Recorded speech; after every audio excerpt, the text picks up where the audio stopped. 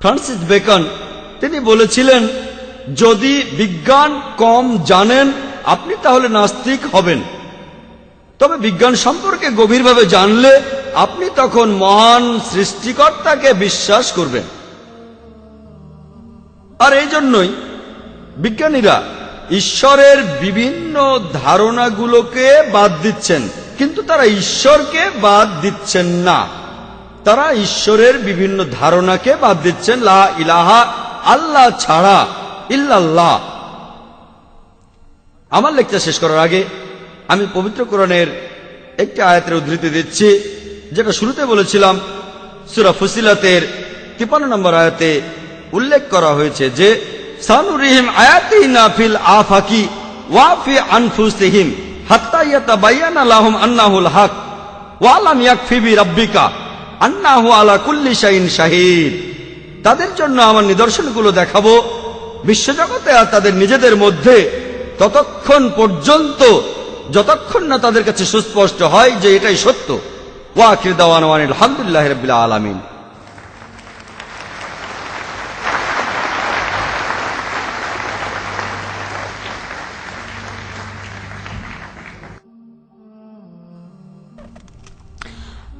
আমি সরলা রামচন্দ্রন। আপনার কাছে আমার প্রশ্নটা হলো, মুসলিমরা ঈশ্বরকে আল্লাহ বলে ডাকে কেন?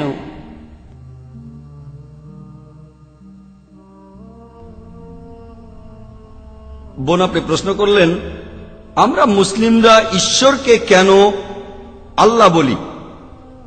আমার লেকচারের আগে আপনাদের সামনে আমি আল্লাহর সংজ্ঞা দিয়েছি পবিত্র কোরআন থেকে। পবিত্র কোরআনের সূরা ইখলাসে বলা হয়েছে, কুল হুয়াল্লাহু আহাদ, বলো তিনি আল্লাহ এক অদ্বিতীয়, আল্লাহুস সামাদ, আল্লাহ বিনশ্বর চিরস্থায়ী, লাম ইয়ালিদ ওয়া লাম ইউলাদ, তিনি জন্ম দেননি, জন্ম নেননি, ওয়া লাম ইয়াকুল লাহু কুফুয়ান আহাদ। এই বিশ্ব জগতে আল্লাহর সমতুল্য আর কিছুই নেই।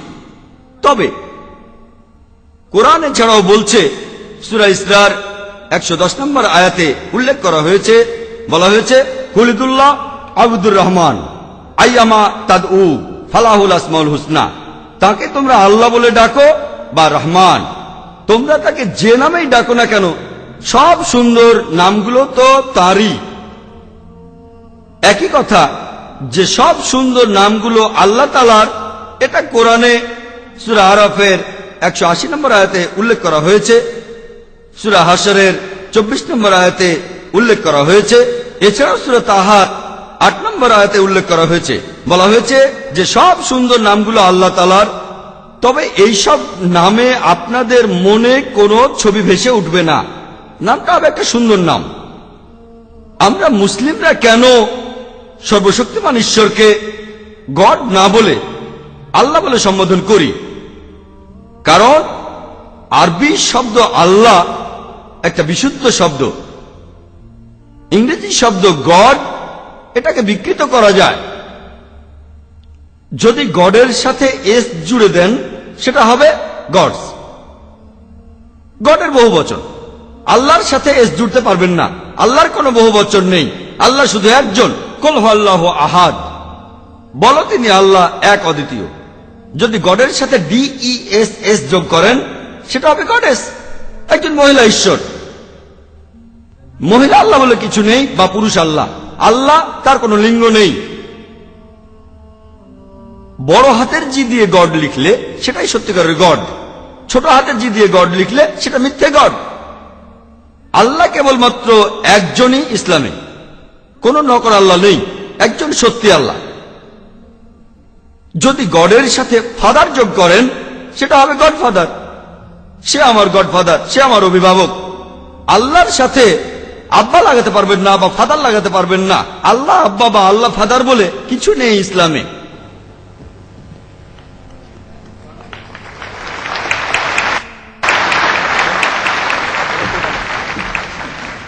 যদি গডের সাথে মাদার লাগান সেটা হবে গড মাদার। আল্লাহর সাথে মাদার লাগাতে পারবেন না বা আম্মি লাগাতে পারবেন না।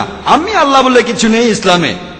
যদি আপনি গড শব্দটার আগে টিন বসান সেটা হবে টিন গড, নকল ঈশ্বর। ইসলাম ধর্মে তিন আল্লাহ বলে কিছু নেই। আল্লাহ বিশুদ্ধ, একেবারে আলাদা। আল্লাহকে যে কোনো নামে ডাকতে পারেন, তবে সেটা হবে একটা সুন্দর নাম। আশা করি উত্তরটা পেয়েছেন।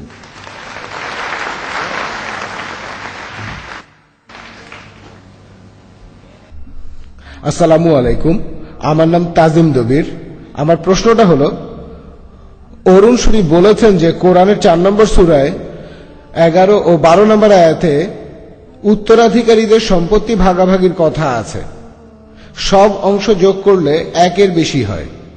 সেজন্য অরুণ শরীফ বলেছেন যে কোরআন যিনি লিখেছেন তিনি অঙ্ক জানেন না। এই সম্পর্কে বলবেন? ভাই, আপনি প্রশ্ন করলেন যে অরুণ শরীফের কথা অনুযায়ী পবিত্র কোরআনে 4 নম্বর সূরার 11-12 নম্বর আয়াতে সম্পত্তি ভাগাভাগি যদি সবগুলো অংশ যোগ করেন, সব উত্তরাধিকারীদের অংশ যোগ করেন, তার যোগফলটা 1-এর বেশি হবে। সেজন্য তার দাবি যিনি কোরআন লিখেছেন তিনি অঙ্ক জানেন না। আমি এই কথা আগেও বলেছি, এমন অনেক লোক আছে যারা কোরআনের ভুল বের করেছে, কিন্তু যদি ভালো করে দেখেন সবগুলো অভিযোগই আসলে সত্যি না, একটাও প্রমাণিত না, একটাও সত্যি না। উত্তরাধিকারীদের অংশ নিয়ে কোরআন বলেছে অনেকগুলো আয়াতে। সূরা বাকারার 180 নম্বর আয়াতে উল্লেখ করা হয়েছে, সূরা বাকারা 240 নম্বর আয়াতে উল্লেখ করা হয়েছে, সূরা নিসার 9 নম্বর আয়াতে উল্লেখ করা হয়েছে, সূরা নিসার 19 নম্বর আয়াতে উল্লেখ করা হয়েছে, সূরা মাইদার 105 নম্বর আয়াতে উল্লেখ করা হয়েছে, অনেক জায়গায় আছে। তবে উত্তরাধিকারীদের প্রাপ্য অংশ সম্পর্কে একেবারে বিস্তারিত বলা হয়েছে সূরা নিসায়। সূরা নিসার 11-12 নম্বর আয়াতে উল্লেখ করা হয়েছে। এছাড়াও সূরা নিসার 176 নম্বর আয়াতে উল্লেখ করা হয়েছে। অরুণ শরীফ যা বলেছেন সে সম্পর্কে আমি এখন কিছু বলি, যে পবিত্র কোরআনে সূরা নিসার 11-12 নম্বর আয়াতে বলা হয়েছে উত্তরাধিকার হিসেবে সম্পত্তি পাওয়ার ব্যাপারে সন্তানদের ক্ষেত্রে পুত্র কন্যার চাইতে দ্বিগুণ পরিমাণ সম্পত্তি পাবে, কিন্তু শুধু কন্যা থাকলে 2 বা তার বেশি তারা পাবে 2/3, মাত্র একজন কন্যা থাকলে সে অর্ধেক পাবে। তারপর বলা হয়েছে পিতামাতার ক্ষেত্রে প্রত্যেকে পাবে 1/6, সে লোকের সন্তান না থাকলে। নিঃসন্তান হলে মা পাবে 1/3, উইল করা আর ঋণ শোধের পরে যে সম্পদ থাকে তার উপর। 12 নম্বর আয়াত বলছে যে তোমাদের স্ত্রীদের পরিত্যক্ত সম্পত্তির উপর তোমরা অর্ধেক পাবে, সে নিঃসন্তান হলে। সন্তান থাকলে 1/4। ওসিয়ত পালন আর ঋণ শোধের পর স্ত্রীদের ক্ষেত্রে আবার এমনও হয়, তোমাদের সন্তান না থাকলে 1/4 আর সন্তান থাকলে 1/8। আপনাদের কোনো সন্দেহ থাকলে ব্যাপারটা নিয়ে বাসায় গিয়ে মিলিয়ে দেখতে পারেন। এক কথায় পবিত্র কোরআনের সূরা নিসার 11 নম্বর আয়াতে উত্তরাধিকারের অংশ নিয়ে প্রথমেই বলা হচ্ছে সন্তানদের কথা, তারপর বাবা মার কথা, তারপরে 12 নম্বর আয়াতে বলা হয়েছে স্বামী বা স্ত্রীর কথা। উত্তরাধিকার নিয়ে ইসলাম ধর্মে বিস্তারিত বলা হয়েছে, পবিত্র কোরআনে শুধু মূল কাঠামোটা সম্পর্কে বলা হয়েছে। আরো বিশদভাবে আপনারা জানতে পারবেন হাদিসে। উত্তরাধিকারের এই ব্যাপারটা নিয়ে একজন মানুষ সারা জীবন গবেষণা করতে পারে, আর অরুণ শরীফ ভেবেছেন এ দুটো আয়াত পড়েই তিনি সবকিছু জেনে ফেলেছেন। এমন একটা উদাহরণ হচ্ছে, একজন স্টুডেন্ট পাটিগণিতের সরল অঙ্ক করছে, কিন্তু সরল করার মূল নিয়মটাই জানে না, সেটা হলো বডমাস। এই বডমাসের নিয়ম অনুযায়ী BODMAS সব প্রথমে যে চিহ্নই থাকুক না কেন, যোগ বিয়োগ গুণ ভাগ, প্রথমে আমরা যে কাজটা করব ব্র্যাকেট অফ করা, BO, তারপর D ডিভিশন মানে ভাগ, তারপর M মাল্টিপ্লিকেশন গুণ, তারপর A এডিশন যোগ, তারপর S সাবট্রাকশন বিয়োগ। আপনি সরলের এই নিয়মটা বদমাস না জানলে প্রথমে যদি বিয়োগ করেন, তারপর গুণ করেন, তারপর যোগ, তারপর ব্র্যাকেট অফ করেন, তাহলে উত্তরটা অবশ্যই ভুল হবে। একইভাবে অরুণ শরীফ নিজেই অঙ্ক জানেন না, উত্তরাধিকারের অংশ কিভাবে ভাগাভাগি হবে ইসলামের আইন অনুযায়ী। উত্তরাধিকারের অংশ ভাগাভাগির ক্ষেত্রে ইসলামের আইন অনুযায়ী প্রথম হিসাব করা হয় স্বামী বা স্ত্রীকে, তারপর বাবা মাকে, তারপর যে অংশটা বাকি থাকে সে অংশটা সন্তানরা পায়। যদি এভাবে হিসেব করেন তাহলে অংশগুলো যোগ করলে কখনোই একের বেশি হবে না। আশা করি উত্তরটা পেয়েছেন।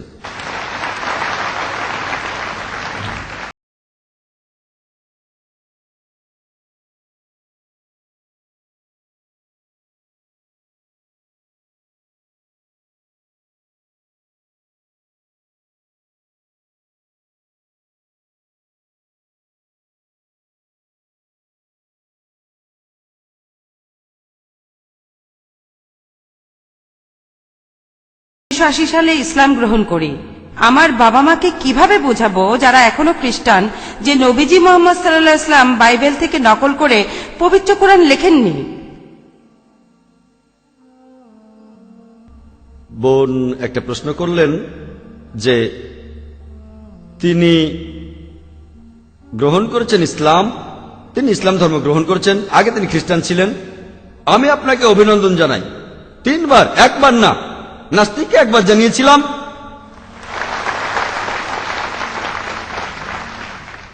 আপনাকে অভিনন্দন জানাই 3 বার, কারণ আপনি বলেছেন লা ইলাহা, তারপর ইল্লাল্লাহ, আর তারপর মোহাম্মদ রাসূলুল্লাহ, অর্থাৎ আল্লাহ ছাড়া কোনো উপাস্য নেই এবং মোহাম্মদ সাল্লাল্লাহু আলাইহি সাল্লাম হলেন আল্লাহর রাসূল।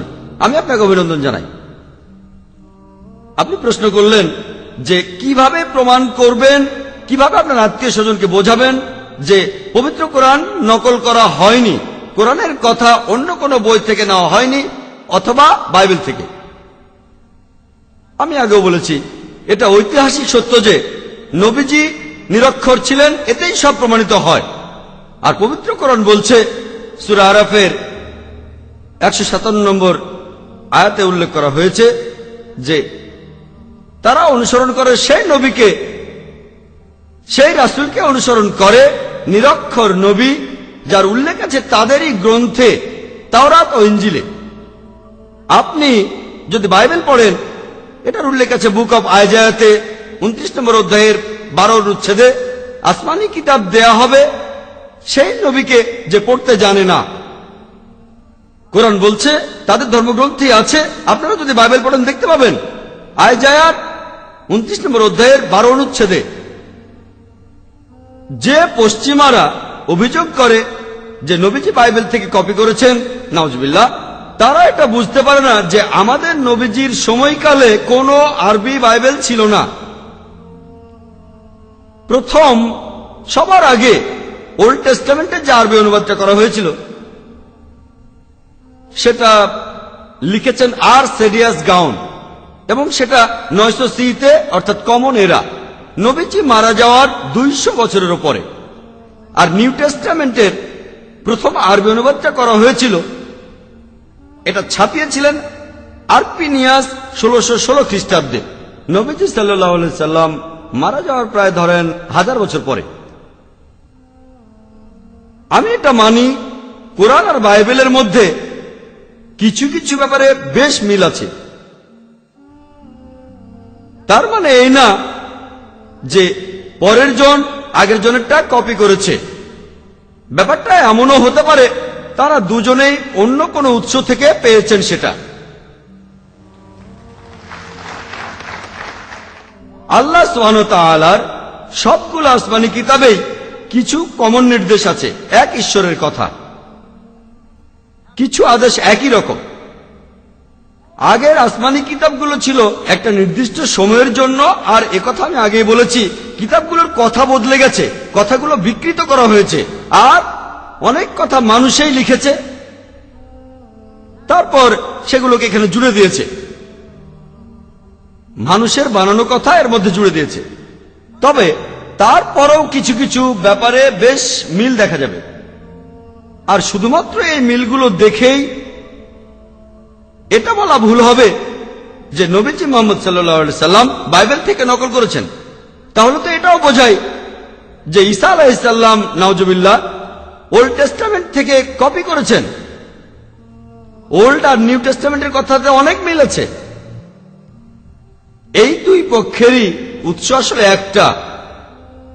এখন ধরেন কোন স্টুডেন্ট পরীক্ষার হলে নকল করছে। ধরেন আমি পরীক্ষায় কখনোই আমার খাতায় এটা লিখব না যে আমি অমুকেরটা দেখে লিখেছি, বা মিস্টার অমকের খাতা দেখে দেখে কপি করেছি। মুহাম্মদ সাল্লাল্লাহু আলাইহি সাল্লাম আর আল্লাহ সুবহানাহু ওয়া তাআলা পরিষ্কার বলেছেন যে ঈসা আলাইহিস সালাম, মুসা আলাইহিস সালাম, অন্যান্য সব রাসূল তারা সকলেই ছিলেন আল্লাহর প্রেরিত রাসূল। তাদেরকে প্রাপ্য মর্যাদা আর সম্মান দিয়েছেন। যদি কপি করতেন তাহলে বলতেন না যে ঈসা আলাইহিস সালাম, মুসা আলাইহিস সালাম এরা আল্লাহর প্রেরিত রাসূল। এটাই প্রমাণ তিনি কপি করেননি। শুধু ঐতিহাসিক তথ্যের উপর নির্ভর করে বলা কঠিন যে কার কথাটা সঠিক, বাইবেল না কোরআন। তাই আসুন বিজ্ঞানের সাহায্যে এই বই দুটোকে পরীক্ষা করি। চোখ বুলালেই মনে হবে কোরআন আর বাইবেলের কিছু কিছু কথা একেবারে পুরোপুরি একই রকম, কিন্তু যদি ভালো করে দেখেন সেখানেও কিছু পার্থক্য আছে। উদাহরণ হিসেবে বাইবেলের প্রথম বইতে বুক অব জেনেসিস 1 নম্বর অধ্যায়ে বিশ্বজগৎ সৃষ্টির কথা আছে। পৃথিবী আর আকাশমণ্ডলী সবকিছু সৃষ্টি হয়েছে 6 দিনে। এখানে দিন বলতে 24 ঘন্টার দিনকে বোঝানো হয়েছে। কোরআনেও এমন কথা আছে অনেক জায়গায়। সূরা আরাফের 54 নম্বর আয়াতে উল্লেখ করা হয়েছে, সূরা ইউনুসের 3 নম্বর আয়াতে উল্লেখ করা হয়েছে। অনেক জায়গায় বলা হয়েছে যে বিশ্বজগৎ সৃষ্টি হয়েছে 6টা আইয়ামে। আরবি শব্দ আইয়াম, এটা হলো ইয়ামের বহুবচন, যার একটা অর্থ দিন। ইয়াম মানে দিন, আরো একটা অর্থ খুবই লম্বা একটা সময় অথবা একটা যুগ। তাহলে পবিত্র কোরআন বলছে যে পৃথিবী আর আকাশমণ্ডলী তৈরি হয়েছে 6টি সময়কালে, খুবই লম্বা সময়কালে। বিজ্ঞানীরাও কোরআনের এই বর্ণনায় কোনো আপত্তি করেনি। কিন্তু যদি বলি 24 ঘন্টার 6 দিনে বিশ্বজগৎ সৃষ্টি হয়েছে, সেটা অবৈজ্ঞানিক। বাইবেল বলছে জেনেসিসে 1 নম্বর অধ্যায়ের 3 থেকে 5 অনুচ্ছেদে যে দিন আর রাত বানানো হয়েছিল প্রথম দিনে। বিজ্ঞান আমাদের বলে এই বিশ্বজগতে যে আলো আছে সেটা আমরা পেয়ে থাকি বিভিন্ন নক্ষত্র থেকে। এরপর বাইবেল বলছে যে সূর্য, জেনেসিসের প্রথম অধ্যায় 14 থেকে 19 অনুচ্ছেদ বলছে যে সূর্য সৃষ্টি হয়েছিল 4র্থ দিনে। এটা কিভাবে সম্ভব যে সূর্য সৃষ্টি হওয়ার 3 দিন আগে আলো সৃষ্টি হলো? অযৌক্তিক, এটা অবৈজ্ঞানিক। আর পৃথিবী যেখানে এই দিন রাত হবে সেটা বানানো হয়েছে 3য় দিনে। পবিত্র কোরআনও এই আলোর কথা বলেছে বা সূর্য, তবে সেখানে এমন অবাস্তব অসম্ভব ধারাবাহিকতাটা নেই। আপনি কি মনে করেন যে মুহাম্মদ সাল্লাল্লাহু আলাইহি সাল্লাম বাইবেল থেকে কপি করেছেন আর তারপর ভুলটাকে ঠিক করেছেন? 1400 বছর আগে এই কথা কেউ জানতো না। বাইবেল বলছে জেনেসিস 1 নম্বর অধ্যায়ের 9 থেকে 13 অনুচ্ছেদে আছে যে পৃথিবী বানানো হয়েছে 3য় দিনে। আর 14 থেকে 19 অনুচ্ছেদ বলছে যে চাঁদ আর সূর্য এদের বানানো হয়েছে 4র্থ দিনে। এখনকার বিজ্ঞান আমাদের বলে যে পৃথিবী আর চাঁদ এরা হলো সূর্যের অংশ, পরে আলাদা হয়ে গেছে। এটা অসম্ভব যে সূর্য বানানোর আগে পৃথিবী বানানো হবে, এটা অবৈজ্ঞানিক। তারপর গাছপালা বানানো হলো। জেনেসিসের 1 নম্বর অধ্যায়ে 11 থেকে 13 অনুচ্ছেদে আছে গাছপালা বানানো হলো বীজ, বীজ থেকে হলো গাছ, লতা পাতা ইত্যাদি বানানো হয়েছিল 3য় দিনে। বুক অব জেনেসিস বলছে যে সূর্য বানানো হয়েছে 4র্থ দিনে। সূর্য ছাড়া এই পৃথিবীতে গাছপালা আসবে কিভাবে? বাইবেল বলছে জেনেসিসের 1 নম্বর অধ্যায় অনুচ্ছেদ নম্বর 16 যে মহান ঈশ্বর বানিয়েছেন 2টো আলোর উৎস, সূর্য বড় উৎস দিনকে শাসন করবে, আর চাঁদ ছোট উৎস রাতকে শাসন করবে। বাইবেল বলছে যে সূর্য আর চাঁদের নিজস্ব আলো আছে। আর এই কথা আগেও বলেছি, পবিত্র কোরআনের সূরা ফুরকানের 61 নম্বর আয়াতে উল্লেখ করা হয়েছে যে চাঁদের আলোটা প্রতিফলিত আলো। এটা কিভাবে সম্ভব যে হযরত মুহাম্মদ সাল্লাল্লাহু আলাইহি সাল্লাম কপি করলেন আর ভুলগুলো শুধরে নিলেন? এটা সম্ভব না। যদি কোরআন আর বাইবেলের কথাগুলো দেখেন, যদি ভালো করে দেখেন, সেখানে কিছু সূক্ষ্ম পার্থক্য দেখবেন। পবিত্র বাইবেল আদম আলাইহিসসালামের ঘটনা বর্ণনা করেছে যে এই পৃথিবীর প্রথম সৃষ্ট মানুষ হচ্ছেন আদম। আর বাইবেলের সময়টাও বলা আছে আনুমানিক 5800 বছর আগে।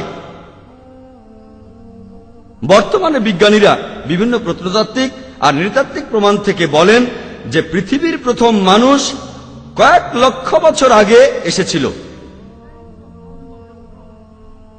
কোরআনও বলছে যে আদম হলেন পৃথিবীর প্রথম মানুষ, কিন্তু কোরআনে এরকম অবৈজ্ঞানিক সময় বলা হয়নি। বাইবেলে নূহ আলাইহিসসালামের ঘটনা বলা হয়েছে। নূহ আলাইহিসসালাম একটা বন্যা হয়েছিল, পুরো পৃথিবীতে বন্যা হয়েছিল। জেনেসিসের অধ্যায় নম্বর 6, 7, 8 পৃথিবীতে একটা বন্যা হয়েছিল যেখানে পৃথিবীর সব জীবজন্তু পানিতে ডুবে গিয়েছিল আর বন্যায় মারা গিয়েছিল। শুধুমাত্র নূহ আলাইহিসসালামের নৌকায় যারা উঠেছিল তারা বেঁচে গিয়েছিল। বাইবেলে যে সময়টা বলা হচ্ছে সেটা আনুমানিক খ্রিস্টপূর্ব 21 থেকে 20 অব্দ। বর্তমান প্রত্নতাত্ত্বিক নিদর্শন আমাদের বলে যে মিশরের 11তম রাজবংশ আর ব্যাবিলনের 3য় রাজবংশ, সে সময়ে তাদের রাজত্ব তারা চালিয়ে গেছেন খ্রিস্টপূর্ব 21 শতাব্দীতে।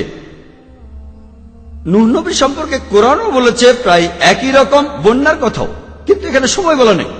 আর কোরআনে যে বন্যার কথা আছে সেটা একটা এলাকার, পুরো পৃথিবীতে যে বন্যা হয়েছে সে কথা বলা নেই। বলা হয়েছে এই বন্যাটা হয়েছিল নূহ নবী যেখানে ছিলেন সেই এলাকাটার মধ্যে। এ ব্যাপারে বিজ্ঞানীরা কোনো আপত্তি করেন না। তাহলে আপনি নিজে এখন বুঝতে পারছেন যে কোরআন বাইবেল থেকে কপি করা হয়েছে নাকি হয়নি। আমার নাম আশোক কিশোরানী, আমি হলাম সম্পাদক আরিয়া মার্ক পত্রিকার। আমার প্রশ্নটা করার আগে আমি ডাক্তার নায়েককে ধন্যবাদ জানাই তার এই জ্ঞানগর্ভ লেকচারের জন্য। আপনাকে আমার সালাম জানাই। একটা ভুল শুধরে দিয়ে প্রশ্নটা করছি, সেটা হলো আপনি বললেন রজনীশকে হিন্দুরা ভগবান বলে মানে। কথাটা ঠিক না। অনেকেই তাকে মানে, তবে হিন্দুর মধ্যে কেউ তাকে ভগবান বা ঈশ্বর বলে মানে না।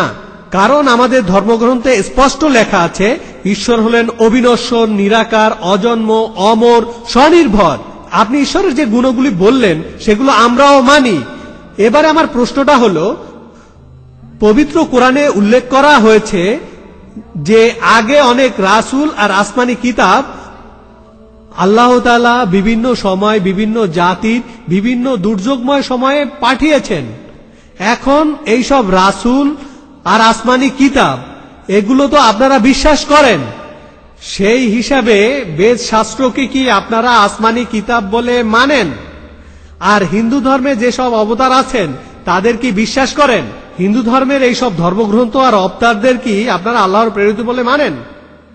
ভাই, প্রশ্ন করার আগে আপনি বললেন যে হিন্দুদের মধ্যে সবাই ভগবান রজনীশকে মানে না। ভাই, এ কথা আমি কখনো বলিনি যে হিন্দুদের সবাই ভগবান রজনীশকে মানে। এখানে সবকিছু রেকর্ড করা হচ্ছে, পরে দেখে নেবেন আপনি।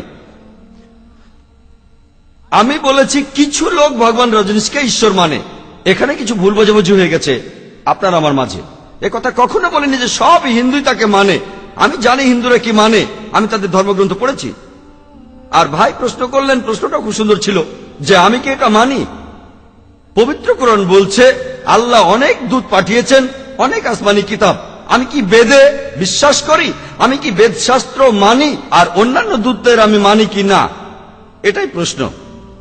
আমি আপনার সাথে একমত। পবিত্র কোরআনে অনেক জায়গায় আছে। পবিত্র কোরআনে সূরা ফাতিরের 24 নম্বর আয়াতে উল্লেখ করা হয়েছে, বলা হয়েছে যে ওয়া ইমিন উম্মাতিন ইল্লা খালাফিয়া নাজির, যে এমন কোন জাতি নেই যেখানে আমি কোন সতর্ককারী বা পথ প্রদর্শক পাঠাইনি। পবিত্র কোরআনে সূরা রাদের 7 নম্বর আয়াতে উল্লেখ করা হয়েছে ওয়ালিকুল্লি কওমিন হাদ, প্রত্যেক জাতির জন্য আমি সতর্ককারী পাঠিয়েছি। আপনি প্রশ্ন করলেন আমি কি বেদশাস্ত্রে বিশ্বাস করি আর আমি ঈশ্বর প্রেরিত অন্যান্য দূতদের বিশ্বাস করি কিনা। নাম ধরে পবিত্র কোরআনে মোট 25 জন নবী রাসূলের নাম আছে। আদম, ইব্রাহিম, মুসা, ইসমাইল, যিশু, মুহাম্মদ, আল্লাহ তাদের সবাইকে শান্তিতে রাখুন। তবে আমরা জানি যে পৃথিবীতে 1,24,000-এরও বেশি নবী এসেছেন মানুষকে সুপথে পরিচালনা করতে। নাম দিয়ে 25 জন নবী রাসূলকে চিনি, অন্যরা হতে পারে নাও হতে পারে, নিশ্চিতভাবে বলতে পারছি না। আপনি প্রশ্ন করলেন আমি কি এটা মানি যে বেদ হলো মহান ঈশ্বরের বাণী? আসুন দেখি কোরআন আর বেদের মধ্যে মিল আছে কিনা। হ্যাঁ, আছে। যেহেতু ঈশ্বর নিয়ে কথা, কোরআনে ঈশ্বর নিয়ে বলা হয়েছে এবং বেদেও ঈশ্বর নিয়ে বলা হয়েছে। যদি আপনি বেদ পড়েন তাহলে দেখবেন যজুর্বেদে আছে 3 নম্বর অধ্যায়ের 32 অনুচ্ছেদে নাতাস্তি প্রতিমা আস্তি, মহান ঈশ্বরের কোন রকম প্রতিমূর্তি নেই।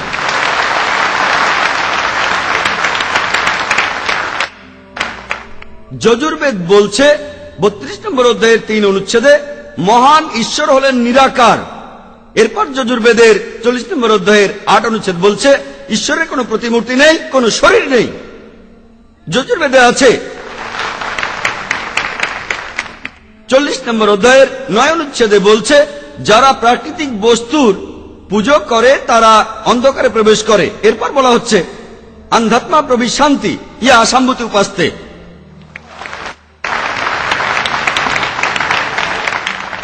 তারা আরো বেশি অন্ধকারে প্রবেশ করে যারা মানুষের তৈরি জিনিসের পুজো করে। প্রাকৃতিক জিনিসের পুজো করলে অন্ধকারে প্রবেশ করবেন, যেমন বাতাস, পানি, প্রাকৃতিক। যদি মানুষের তৈরি জিনিসের পুজো করেন, কাঠের বা পাথরের, তাহলে আরো অন্ধকারে ঢুকবেন। এ কথা কে বলেছে? যজুর্বেদ বলেছে, 40 নম্বর অধ্যায়ের 9 অনুচ্ছেদ। এরপর বলছে হিন্দু গ্রন্থে এক্কাম ব্রাহ্ম দুস্তিয়া নাস্তে নিয়া নাস্তে নাস্তে কিঞ্চন, ঈশ্বর একজন, ভগবান এক ही है, दूसरा नहीं है, जरा भी नहीं है। মহান ঈশ্বর একজন, দ্বিতীয় কেউ নেই, তার সমতুল্য কেউ নেই। ঋগ্বেদে উল্লেখ আছে 8 নম্বর খণ্ড 1 নম্বর অধ্যায়ের 1 অনুচ্ছেদে মাটি দায়ানাথ বিসানসাত, সমস্ত প্রশংসা শুধু এক ঈশ্বরের। ঋগ্বেদে উল্লেখ আছে 6 নম্বর খণ্ড 45 নম্বর অধ্যায়ের 16 অনুচ্ছেদে ইয়া এক ইত্তা মুস্তাহি, ঈশ্বর মাত্র একজন, তার উপাসনা করো। আমরা এগুলো মানি, আমাদের কোনো আপত্তি নেই বেদের এই সব কথাগুলো মেনে নিতে, বিশ্বাস করতে। এটা ঈশ্বরের বাণী হতে পারে। কোরআন দিয়ে আমরা পরীক্ষা করব কোনটা সঠিক কোনটা বেঠিক, কারণ এটা হলো সর্বশেষ আসমানি কিতাব। মুসলিমদের কোনো আপত্তি নেই এটা মানতে যে এগুলো হচ্ছে মহান ঈশ্বরের বাণী। তবে এখানে অন্য আরো কিছু আছে, কিছু কথা বিকৃত হয়ে গেছে। আমি এমন উদাহরণও জানি, তবে সেগুলো এখানে বলছি না। কিছু কথা বিকৃত হয়ে গেছে, মানুষ নিজেই কিছু কথা লিখেছে, সেগুলো আমরা ঈশ্বরের বাণী বলে মানতে পারি না। বাইবেলের যেমন কিছু অবৈজ্ঞানিক কথা আছে, তেমনটা বেদেও আছে, সেগুলো আজকে বলবো না। এটা মানতে আপত্তি নেই। অরিজিনালি বেদ হয়তো ঈশ্বরের বাণী, আর ইঞ্জিল, পবিত্রকরণ বলছে ইঞ্জিল আল্লাহর ওহী, নাজিল হয়েছিল ঈসা নবীর উপর, ঈসা আলাইহিস সালামের উপর এটা নাজিল হয়েছিল। তাই আমরা নিশ্চিতভাবে বলতে পারি যে ইঞ্জিল হলো ঈশ্বরের বাণী। কিন্তু বর্তমানের বাইবেল বিকৃত হয়ে গেছে। একইভাবে আমি বলতে পারি যে বেদ ঈশ্বরের বাণী হতে পারে। আর ঈশ্বরের দূত, হ্যাঁ, অনেক দূতই ছিলেন, অনেক, যেমন রাম, কৃষ্ণ, তারা কি দূত? আমরা বলি হতে পারে, আমরা এখানে নিশ্চিতভাবে বলতে পারি না। এমন কিছু মুসলিম আছে যারা বলে যে রাম আলাইহিস সালাম, এটা ঠিক না, এটা হলো তেল দেওয়া। আমি হিন্দুদের এভাবে তেল দেব না, আমি বলবো হতে পারে। কিন্তু যদি সেটাও হয়, যদি তারা মহান ঈশ্বরের দূত হয়েও থাকেন এবং যদি বেদ আসলেই আল্লাহর আসমানি কিতাব হয়েও থাকে, আগেও বলেছি এটা নির্দিষ্ট সময়ের জন্য, তারা বিশেষ সময়ে বিশেষ জাতির জন্য এসেছিল, তাদের নির্দেশগুলো চিরস্থায়ী না। কোরআন হলো সর্বশেষ আর চূড়ান্ত আসমানি কিতাব, আল্লাহর আসমানি কিতাব। এখন যদি ইঞ্জিল, যদি বাইবেল, যদি বেদ ঈশ্বরের বাণী হয়েও থাকে, সেটা সেই সময়ের জন্য, আজকের জন্য না। কোরআন হলো ঈশ্বরের চূড়ান্ত আসমানি কিতাব, আর মুহাম্মদ সাল্লাল্লাহু আলাইহি সাল্লাম হলেন আমাদের শেষ নবী। আমরা নবীজি আর কোরআনকে মানব। আশা করি উত্তরটা পেয়েছেন।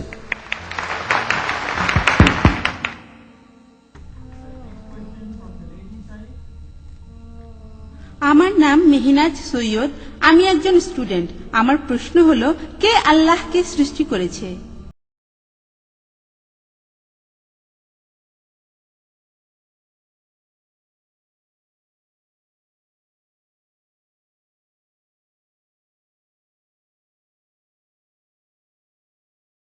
এই প্রশ্নটা সাধারণত করে থাকে একজন নাস্তিক, যে ঈশ্বর মানে না। একটা ঘটনার কথা মনে পড়ে গেল। একবার আমার এক বন্ধু, আমার খুবই ঘনিষ্ঠ এক বন্ধু, সে একটা আলোচনায় যোগ দিয়েছিল বোম্বের একটা নাস্তিক দলের সাথে, যারা ঈশ্বর মানে না। আর সে তাদের বোঝাতে চাচ্ছিল যে ঈশ্বর বলে একজন অবশ্যই আছেন, আর বলা শুরু করলো এটা একটা কোট, এটা কে বানিয়েছে, এটা কোত্থেকে এসেছে।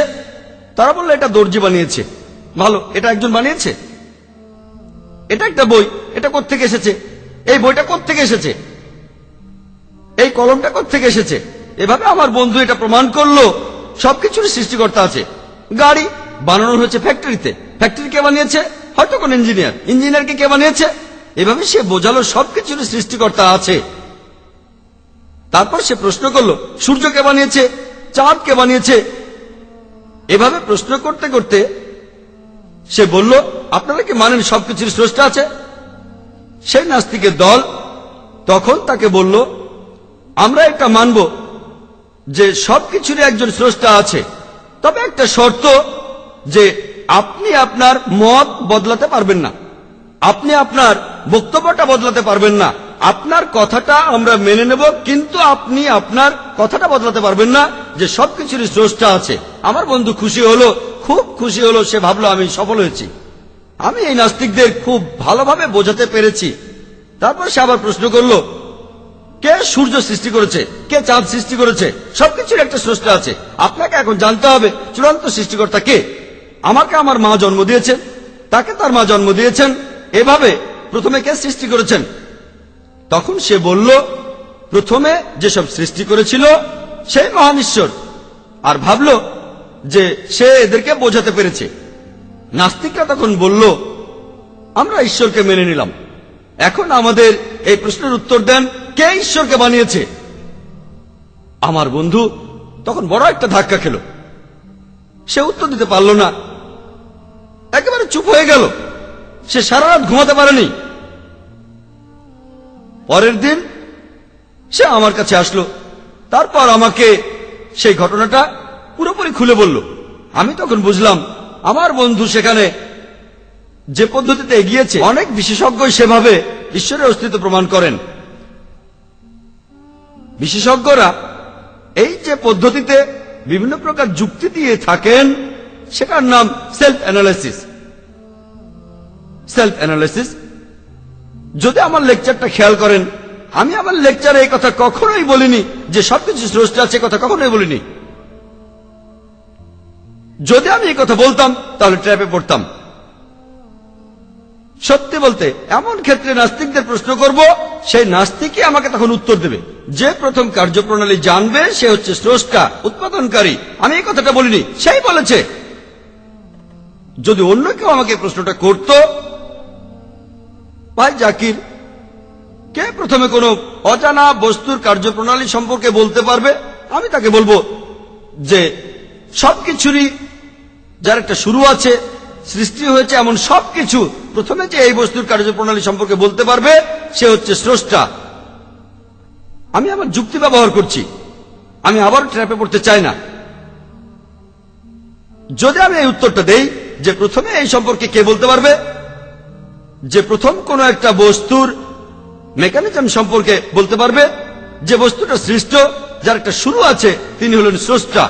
এখন এই যুক্তিটা দিয়েই আপনি প্রমাণ করতে পারেন যে কোরআন হচ্ছে আল্লাহর বাণী, তিনি হলেন সৃষ্টিকর্তা। আর বিজ্ঞান আমাদের বলছে সূর্যের একটা শুরু আছে, চাঁদের একটা শুরু আছে, বিশ্বজগতের শুরু আছে। এসবের মেকানিজম কে জানেন?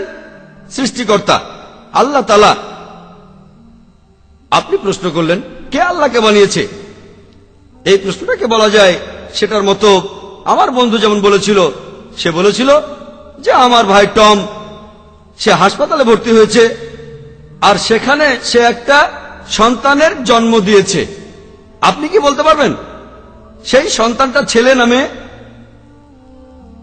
আমি একজন ডাক্তার হিসেবে জানি যে একজন পুরুষ কখনোই সন্তান প্রসব করতে পারে না।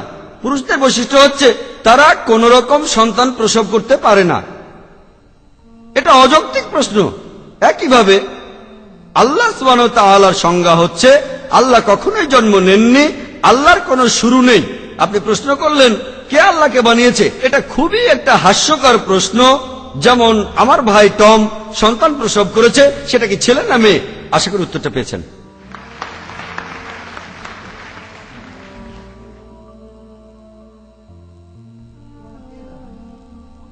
আমার নাম মোহাম্মদ আশরাফ, আমি একজন স্টুডেন্ট। আমার প্রশ্নটা হলো, অনেক পশ্চিমা বিশেষজ্ঞ অভিযোগ করে যে নবী মোহাম্মদ কোরআন লিখেছেন আরবদের সমাজ সংস্কারের জন্য, আর বলেছেন এটা হলো আল্লাহর ওহী, যা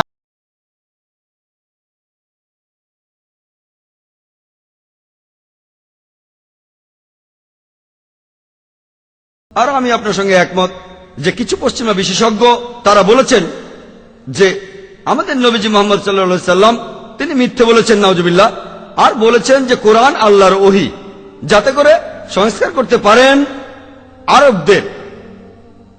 আমি এটা মানি যে পবিত্র কোরআনের কথা আর নবীজি মোহাম্মদ সাল্লাল্লাহু আলাইহি সাল্লামের অভিপ্রায় শুধু আরবদের সংস্কার করা নয়, পবিত্র কোরআন আর নবীজি মোহাম্মদ সাল্লাল্লাহু আলাইহি সাল্লাম চেয়েছেন পুরো মানুষ জাতির সংস্কার করতে, শুধু আরবদের না।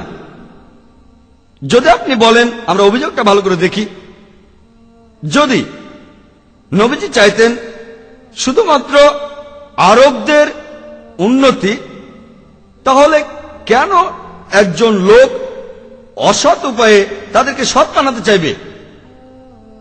চিন্তা করেন, আপনি সবাইকে ভালো মানুষ বানাতে চাইছেন আর আপনি শুরু করেছেন মিথ্যে কথা দিয়ে। এই কাজগুলো তারাই করতে পারে যারা আসলে ভণ্ড, যারা টাকার জন্য করে, সবার সামনে বলে পৃথিবীর সংস্কার করতে চায়, কিন্তু মনে মনে অন্য ফন্দি আটে। এ কথা আগে প্রমাণ করেছি যে নবীজি টাকার জন্য এসব করেননি। তাহলে যদি চূড়ান্ত লক্ষ্য থাকে সত্যি, মাধ্যমটাও সত্যি হতে হবে। পবিত্র কোরআনে সূরা আনামের 93 নম্বর আয়াতে উল্লেখ করা হয়েছে যে তার চাইতে বড় জালিম আর কে আছে যে মিথ্যে রচনা করে আল্লাহ তাআলা সম্পর্কে, আর বলে যে আমার উপর ওহী নাজিল হয়েছে যখন তার উপরে কোনো ওহী নাজিল হয়নি, অথবা বলে আমি সেই রকম ওহী নাজিল করব